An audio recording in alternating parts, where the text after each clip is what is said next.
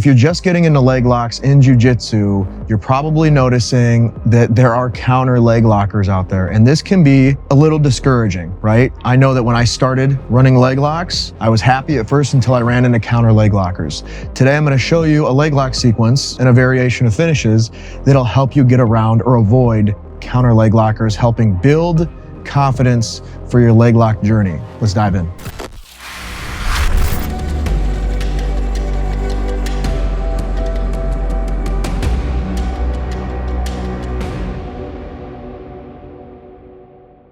Now, when it comes to leg locks, usually if you're going against another avid leg locker or someone who likes counter leg locks, you have a leg that's available for them to attack. And there are things you can do to defend yourself in these situations, but people who are good at this, and we've got a few of them here at Grindstone, if you run into them, it becomes very problematic. It becomes very troublesome because they just know what they're doing and they're able to capitalize on that top foot usually. And the last thing I want for you is to feel discouraged in your leg lock journey because counter leg lockers are making you feel like you probably shouldn't be doing leg locks at all. So we're going to cover a leg lock sequence and a few variations of the finish that will help you keep you safe when dealing with counter leg lockers. Leg locks are a totally different language in jiu-jitsu. It's a very different game from attacking the upper body. There's nothing to choke. There are no chokes on the legs. It is only breaking mechanisms, right? Sometimes you can find stretching mechanisms too, like the electric chair, things of this nature. But for the most part, it is a completely different language. Some of the concepts will apply, like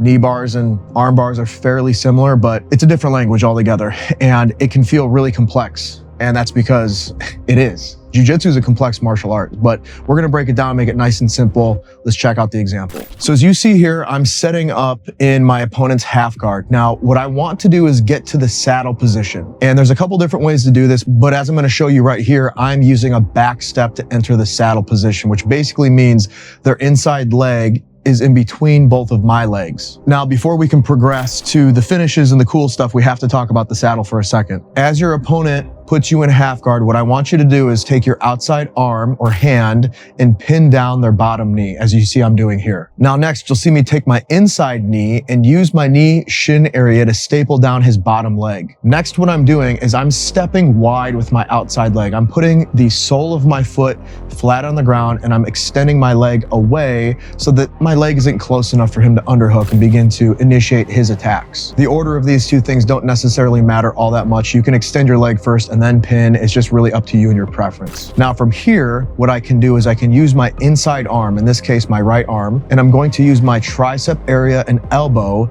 to push their top leg out of the way. I'm then going to place that same hand on my opponent's hip. Now what I need to do is I need to free my hips in a way that allows me to back step. So I like to lean forward and I'll place my outside hand, in this case my left hand, on the mat so I can lean my weight really far forward for a brief second. This is transitional. You don't want to do this for a long time. You're not sitting and waiting here.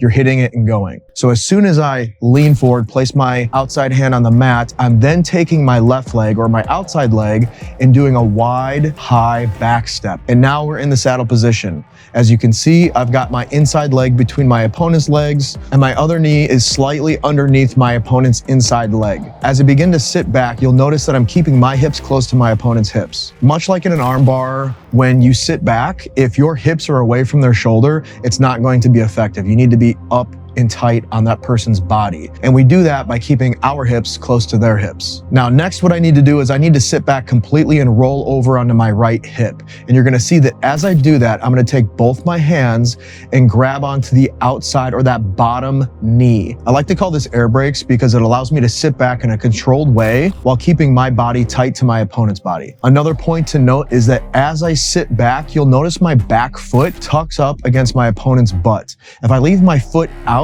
I could potentially leg lock myself by trying to roll over my own ankle in that way. So you really want to make sure you rock or swipe your foot up next to their butt. Now, watch what I'm doing here. I'm not rolling flat on my back as I sit back. I'm rolling over onto my right hip. Now, if you've done all of that right, we are now into double trouble where both of your opponent's legs are tucked up into your armpit. Now, it's important to remember that in the heat of battle, sometimes the legs can end up crossed in this position, sometimes they can end up stacked. Sometimes the top leg is crossed behind the bottom leg. Sometimes the top leg is crossed in front of the bottom leg. None of this really matters because you have options no matter what the configuration is. It's just a matter of using your head, using your brain to realize, okay, this is the finish I need now.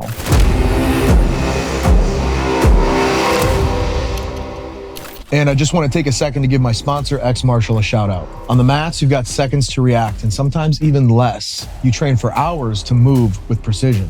Your gear should keep up.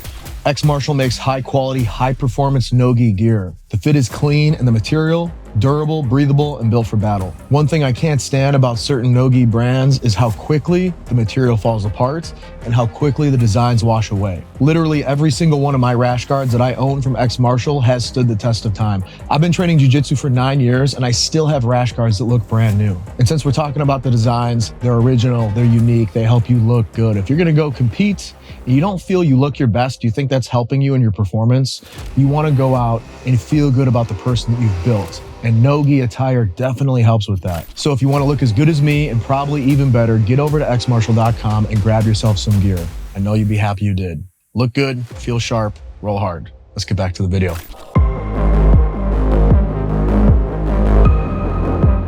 Now this first one is the Cloverleaf, and this is my favorite finish of the 3 I'm going to show you today. So as you can see here, I'm focused on my opponent's top leg.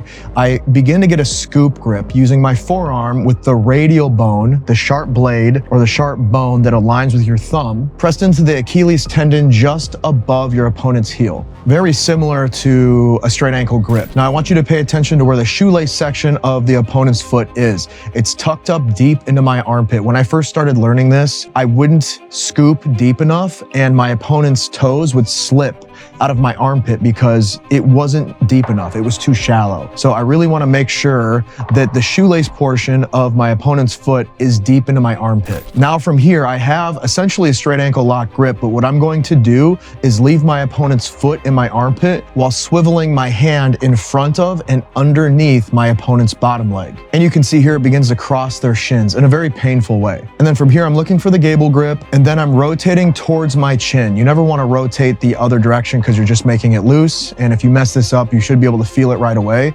You're rotating towards your chin. Now there's another element we got to talk to make this nice and tight, because if you just do this as I've shown it without discussing your legs, you are probably at risk for a counter leg lock. And if you go against an experienced person, it's probably not going to work the way you want it to. So let's jump into the example, and I want you to pay attention to what I'm doing with my legs. In some instances, some people will show that you triangle lock your top leg over your bottom foot, which traps their leg, and this is fantastic.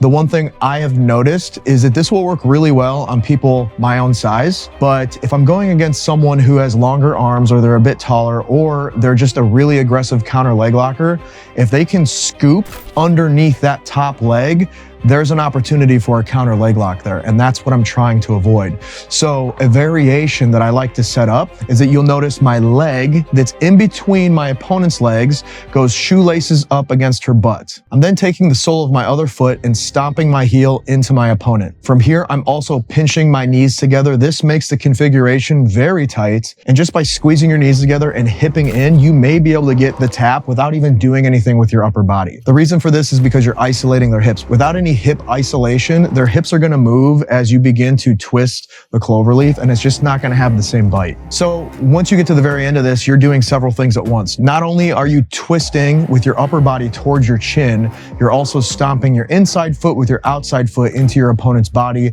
while pinching your knees together and giving a slight hip thrust. You do this all at once, it becomes very tight and very painful. And if you're wondering what the actual pain is coming from, you're basically crossing your shins and forcing them into each other in a breaking fashion. So whichever leg between your left and your right has less bone density, that'll be the one that breaks. And it's painful, so you got to be careful with this. What I like about it is that it's not like a heel hook where there's no pain buildup, there's just a pop, and then all of a sudden your life is different from that point forward in a bad way. This, you feel the pain coming from a mile away. It gives you plenty of time to tap. So not only is it safe for your training partners, it keeps you out of range for counter leg lockers. It's pretty cool. So let's just say for these next two variations of the finish, the Cloverleaf isn't working. Sometimes in the heat of battle, the legs can get crossed in a unique or weird way, and sometimes you're rotated too much one way or the other, and you just don't have the right bite. That's okay, because you have other options. So the first option we kind of touched on, which is the straight ankle lock, and as you can see here, instead of shooting my hand underneath and in front of that bottom leg, I'm just gonna lock up the straight ankle lock, focusing on putting my radial bone just above the heel on the Achilles tendon. Now from here, you can still stomp your heel, pinch your knees together, and begin to hip thrust back. And you might be able to get the finish while laying partially on that right hip and your right shoulder blade. But if for some reason you need to make an adjustment, you're not getting the tap, as you see here, I kind of pop up and land on the side of my shoulder. I'm almost laying my body weight directly on the side of my shoulder, my side deltoid. In doing this, it gives you a little bit more range of motion. I can lean back into the air instead of the ground. If I'm laying flat on my back or even on my shoulder blade, the ground can get in the way. But if you're on your side, it gives you much more room to bridge because there's nothing behind you to stop you. And as you can see here, we get the tap. Good stuff. But every now and then we can run into someone who's just hard to straight ankle lock. So what we're gonna do is run our last variation, which, correct me if I'm wrong, but I believe was made popular by Dean Lister. So as you can see here in the example, I have the straight ankle set up, but it wasn't working. So I want to move into a reverse finish or a cross finish. So as we watch the example, you can see that I'm going to place my knuckles of my hand against the inside of her shin.